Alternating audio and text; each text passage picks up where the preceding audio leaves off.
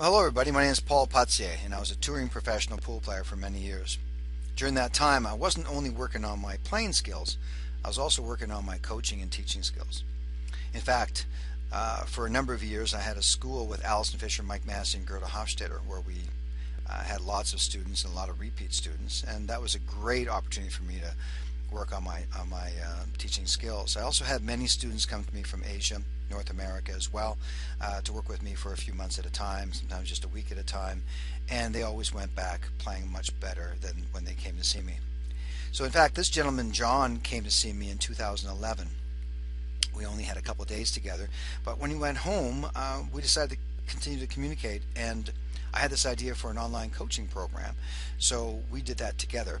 And very quickly John's came elevated a lot. In fact, he got to where he wanted to be. He wanted to be the best player in his area, and that's where he got to, and he still is today. A couple weeks ago John sent me this video which he had taken actually a year before we met, sometime in 2010, and it shows a number of his flaws, and this is to use for me to use to show you some of the things that I can do for you as well as if I analyze your game. So we're just going to analyze a few of the things that John is doing that actually have hurt his game in the past, which he no longer does, and just give you an idea on how this works. And then after, if you like, you can send me a video as well, and I can do a free analysis for you.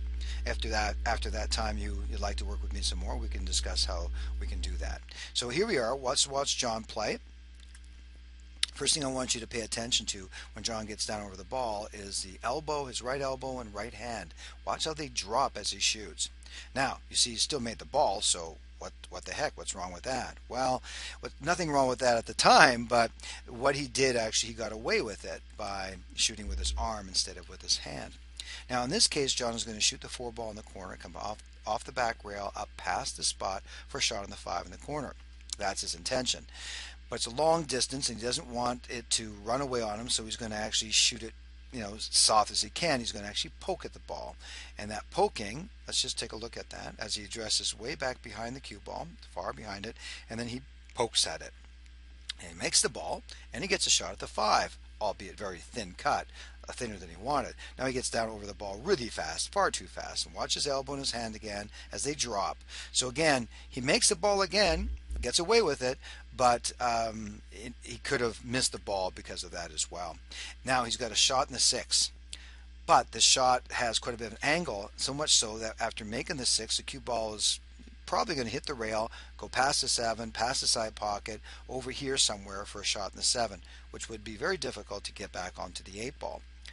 Knowing that, because John's a good player even at that time, John is going to obviously try and hold the cue ball a little softer. Sometimes when you do that, you actually shoot the cue ball, the object ball, a little bit far to the right, a little thick on the ball and into the side rail. Let's just watch that. And watch his cue stick action again. A little bit behind the ball when he gets down, you'll notice, but he's going to actually stroke it not too bad this time. However, just like I mentioned, he's going to try and hold the ball, and look what happens. It goes into the rail, and he gets a great shot in the 7, but he doesn't make the 6.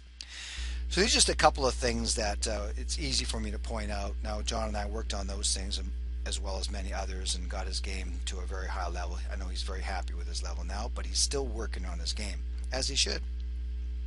So please, if you have a mind to, just make a video and send it to me. I'll be happy to look at it, do a free analysis for you, let you know what you're doing right and wrong, and even from that alone you might become a better player. But if you wish to work with me further after that, we can discuss how we can do that.